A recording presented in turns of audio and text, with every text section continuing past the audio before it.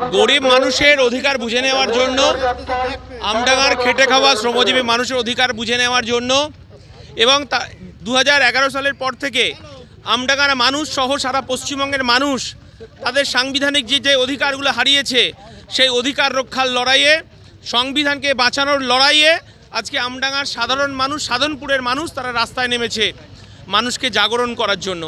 কারণ এই আমডাঙ্গার মানুষের তাদের কর্মসংস্কৃতিকে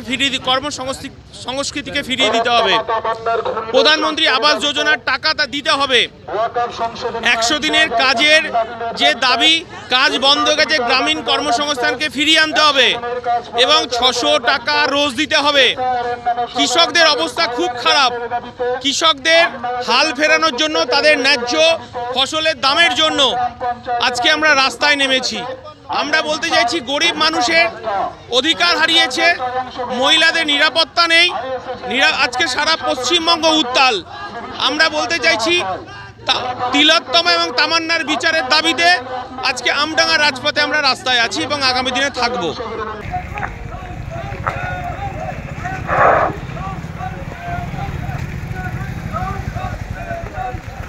তিলোত্তমা ও তামান্নার খুনিদের শাস্তির দাবিতে ওয়াকফ সংশোধনী আইন 2025 বাতিলের দাবিতে স্মার্ট মিটার বাতিলের দাবিতে 100 দিনের কাজ পুনরায় চালু করার দাবিতে এসআইআর এর নামে সাধারণ নাগরিকদের হয়রানি বন্ধের দাবিতে আমডাঙ্গাকে সন্ত্রাস মুক্ত করে দেওয়ার দাবিতে আইএসএফ সাধারণপুর গ্রাম পঞ্চায়েতের পক্ষ থেকে আজ এই বিশাল অধিকার যাত্রা।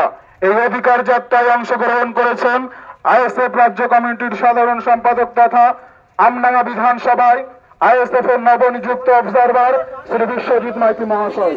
এলাকাবাসীর কাছে অনুরোধ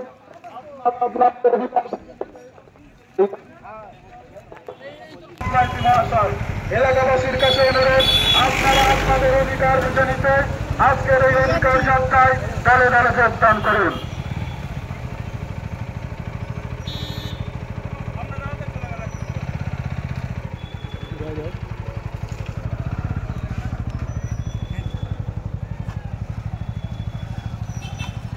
ওয়াকফ সংশোধনী আইন 2025 বাতিলের দাবিতে বাড়িতে বাড়িতে স্মার্ট মিটার বন্ধের দাবিতে এসআইআর এর নামে সাধারণ নাগরিকদের হয়রানি বন্ধের দাবিতে 100 দিনের কাজ পুনরায় চালু করার দাবিতে আইএসএফ এর পক্ষ থেকে আজ এই বিশাল অধিকার যাত্রা।